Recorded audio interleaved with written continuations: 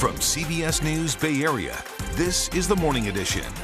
This morning, potential for a major development in the Israel-Hamas war. New reports that an agreement is close to pause fighting for 5 days for the release of some of the hostages held in Gaza. I'm pretty sure they're going to start taking over the doorways once again. San Francisco went all out for cleaning up for the Apec summit, but with world leaders gone, can the city keep it up in one of the neighborhoods that's most troubled here in the city? Record numbers of people are expected to travel this week ahead of Thanksgiving. With that, we'll share some Turkey Day travel tips. Good morning, and thanks for starting your day with us. Today is Sunday, November 19th. I'm Max Darrow. We start this morning with new developments in the war between Israel and Hamas.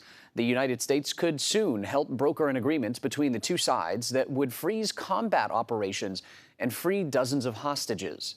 That's according to a report from the Washington Post. The terms include a 5-day pause for fighting, while 50 or more hostages are released in small groups every 24 hours. Right now, there are still 239 hostages being held by Hamas.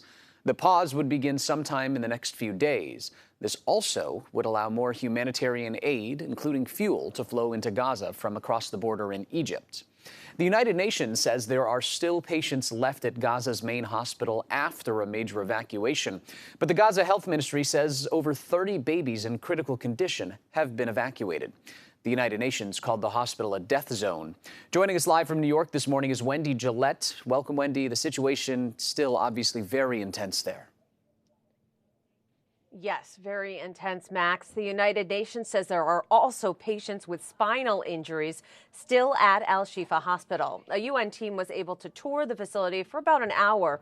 Around 2,500 people did leave the hospital and have evacuated to southern Gaza, including patients and most of the medical staff.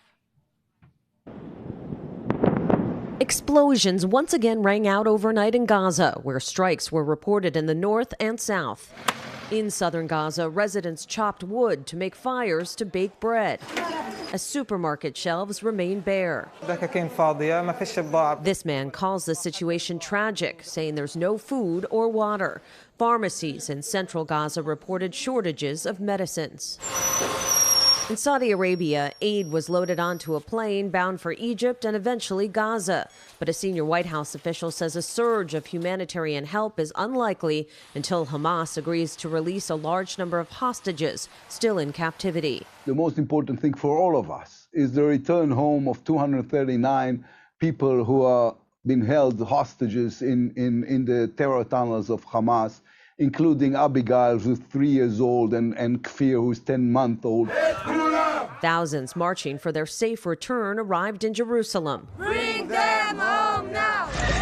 Some of those who evacuated Al-Shifa Hospital in Gaza ran for cover as guns fired nearby. Israel says the facility served as a headquarters for Hamas, displaying weapons it says forces discovered there. Demonstrations were held throughout the world, including pro-Palestinian marches in London and Barcelona, and Jewish survivors of the Holocaust condemning anti-Semitism outside the Paris Holocaust Memorial. In northern Gaza, dozens were killed yesterday in a refugee camp by what witnesses say was an Israeli airstrike on a UN shelter. Israel says it was active in the area at the time, targeting terrorists. Max? And Wendy, where have those premature babies been who were at Al-Shifa Hospital? Where have they been taken? Yeah, they'll be transferred to a hospital run by the United Arab Emirates in Egypt. It's unclear right now if all of the babies have been evacuated from the hospital, Max. Wendy Gillette, live for us in New York this morning. Thank you for your reporting. Meanwhile, here in California, pro-Palestine protesters interrupted California's Democratic Convention in Sacramento. They were calling for a ceasefire in Gaza. This happened while each of the 3 main representatives running for California's open Senate seat were on the stage. Security then moved the protesters out of the main hall, but they did take over the lobby for several hours with a sit-in, saying they have no choice but to become the agenda of this political meeting. President Biden had a busy week in the Bay Area during the Apec summit. On Friday, he talked in San Francisco with world leaders about a variety of topics, like increasing the participation of women in their economies, progress in technology and artificial intelligence, and the need to finance clean energy. But it was his lengthy discussions 2 days earlier in Woodside with Chinese President Xi Jinping that drew the most attention from around the globe. That bilateral meeting may have been a turning point in the effort to ease tensions between the two nations. It's a topic today from Margaret Brennan, moderator of Face the Nation on CBS. Well, if you're talking, you're not fighting. That's the basic aim of this face-to-face with Xi Jinping, and that's why the main goal was to reestablish military ties. And it appears the president did get that assurance from China that they would at least at some of the lower military commander levels reestablish open lines so that if there is some kind of clash, it doesn't escalate into a war in the Pacific. The tensions between the two countries have been extremely high for the better part of a year, and so this really was aimed at lowering that tension. And you can see all of Margaret's interviews this morning at 8:30 here on KPIX. Well, after a week of street closures and extreme security for Apec, San Francisco is getting back to normal. UN Plaza was dramatically transformed for the summit. The space, as many know, has been a symbol for the city's struggles in recent years. And happening on Saturday, the SF Marin Food Bank kicked off its 12th annual turkey drive. They've been out there collecting donated birds in San Francisco's Ingleside neighborhood. Food Bank says it's seeing food insecurity getting worse. They're hoping to collect at least 1,300 turkeys over the next couple of days. A town in Iceland was evacuated out of concerns over a potential volcanic explosion. Came after evidence was found of magma rising to the surface, which shook the ground pretty hard there. Now the Icelandic government has released new video that shows the damage to the roads and buildings. Check this out. This is in Grindavik. Smoke is fuming from the cracks in the road. These jagged fissures that are thrusting up by 1 meter or more in this community. You can see the damage here done to some of the buildings and the roadways, obviously. Look at that. There's some of the damage to the buildings and the stairs there. The Icelandic Meteorological Office says the likelihood of an eruption along this 15-kilometer magma tunnel is significant. The town of 3,400 people sits near the Blue Lagoon Resort, which is one of Iceland's most popular tourist attractions, just 31 miles southwest of the capital. The resort has been shut down until at least the end of the month. In a developing story this morning, the suspect of a shooting spree in Memphis has been found dead with self-inflicted gunshot wounds. Police say the man killed 4 people at multiple crime scenes last night. Authorities found 52-year-old Mavis Christian Jr. dead in his car. A manhunt was issued after officers first responded to a shooting that left 1 woman dead just after 9 o'clock last night. Investigators later determined that this shooting was connected to 2 other shootings involving that same suspect. They say all of the killings are a part of a domestic violence incident. A 13-year-old girl is among the victims. A 15-year-old girl survived, but we've learned she has critical injuries. This morning, we're learning more about the fatal shooting as well at a New Hampshire psychiatric hospital where a security guard lost his life helping stop an armed gunman from entering the building. CBS's Christian Benavides has the latest on that investigation. The 33-year-old gunman who walked into this psychiatric hospital in Concord, New Hampshire with an intent to kill was armed with a 9mm pistol and additional ammunition on hand. He entered the lobby, first encountering 63-year-old security officer Bradley Haas, who was unarmed. Haas was shot and killed. Officials say he saved lives. He will now be remembered forever as a man who died protecting patients, staff, and visitors at New Hampshire Hospital. The suspect, identified as John Medore, was transient according to authorities, most recently living out of a hotel. He was shot dead by a state trooper who was stationed at the hospital. The state trooper who engaged the suspect was not hurt. Although I am not able to comment on the specifics of this investigation at this time, I am extremely proud of the trooper's actions that without a doubt prevented additional loss of life.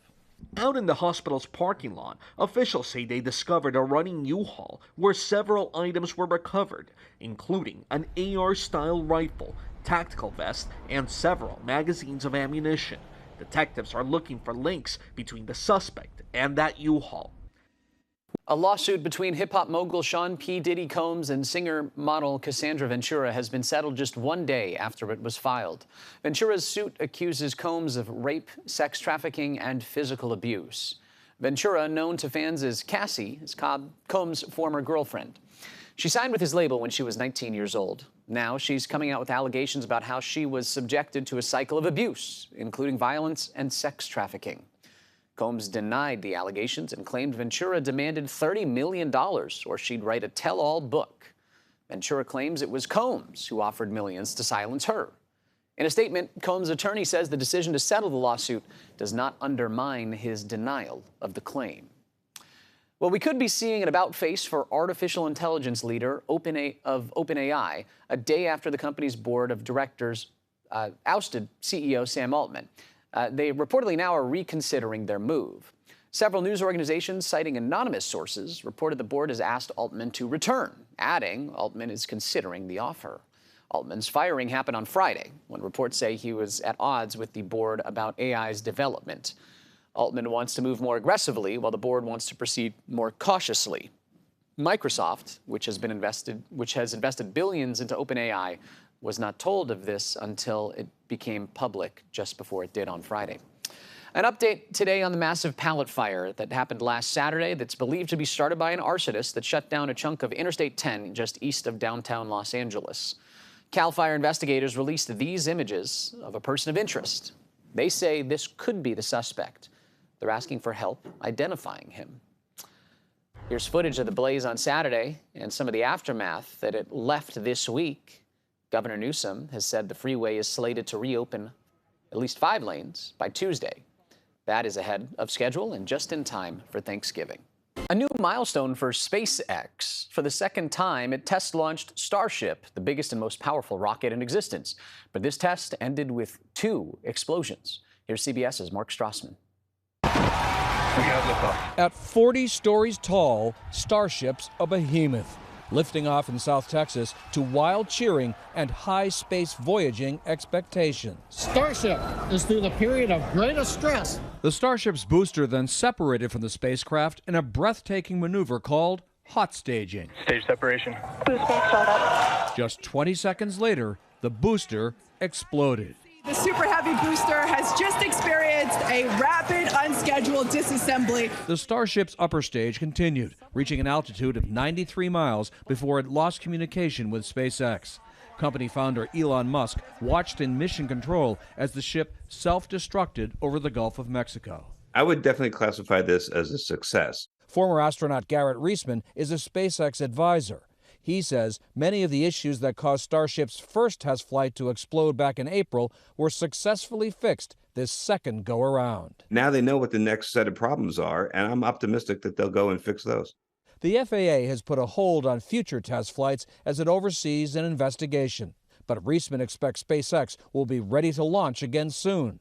A lot's riding on a fully successful test flight. NASA wants to use the Starship, that's the upper stage of this rocket, to carry astronauts down to the moon in its Artemis program. Artemis 3 is optimistically scheduled to land on the moon in late 2025. Today's failed launch could make that target harder to reach. Oakland police and community members teamed up to get more guns off the streets this weekend.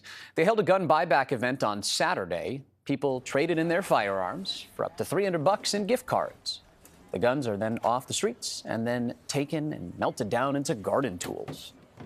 The city has unfortunately experienced, a lot of violence, right? And a lot of that at the hands of firearms, right? So, like, if we could, take one gun, off the street to help save a life, then I feel like, the event is a success.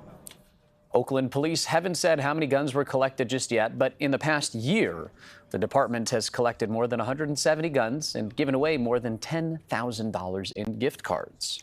A piece worn by one of the world's most notorious dictators will go up for auction this week, and it is expected to sell for a pretty penny in Paris, over $800,000. The hat you're looking at belongs to none other than Napoleon Bonaparte, ruler of the French Empire in the late 1700s and early 1800s. Now, if you notice the trademark bicorn look, historians say this was a part of Napoleon's brand. Wearing it sideways always made him recognizable in battle.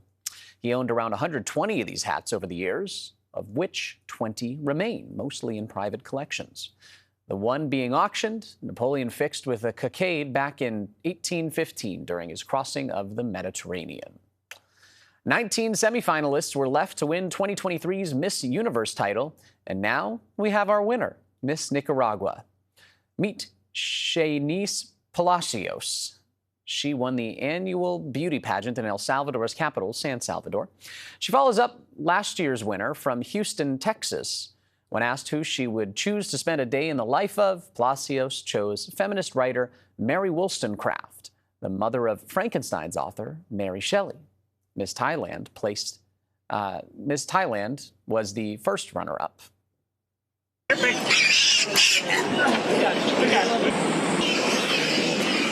All right, check this out. Dozens of piglets, they got loose after a trailer overturned last night on an interstate highway in Ohio. Bystanders ran around trying to catch the runaway pigs. Highway Patrol troopers also helped out there. The truck was carrying nearly 2,000 piglets. A ramp remained closed until both the crash and the animals could be cleared away. And thank you for joining us. CBS Sunday Morning with Jane Pauley is next here on KPIX. The local news continues on our streaming service, CBS News Bay Area. Enjoy the rest of your Sunday.